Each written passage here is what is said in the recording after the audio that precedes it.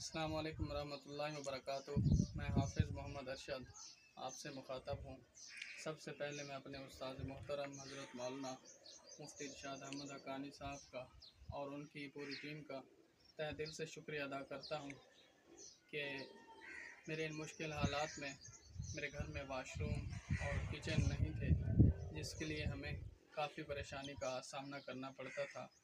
लेकिन उस्ताद जी की मेहनत, काविश और कोशिश के नतीजे में आज मेरे घर में वाशरूम का भी आप काम देख सकते हैं। मेरे कैमरामैन इस वक्त आपको दिखाएंगे कि वाशरूम का काम कितना हो चुका है।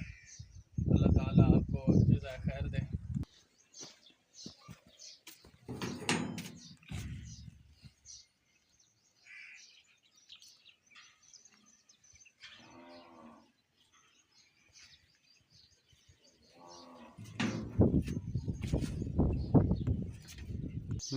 और अल्हम्दुलिल्लाह आप किचन का काम भी मुलाहज़ा फरमा सकते हैं कि अल्लाह ताला के फ़ज़ल व करम से और हमारे उस्ताद जी दामत बरकातुहुम की मुआवनत से उनका काम भी अल्हम्दुलिल्लाह छत के करीब बिल्कुल पहुंच चुका है। मेरे कैमरामैन इस वक्त आपको किचन के मनाज़र से भी आगाह करेंगे।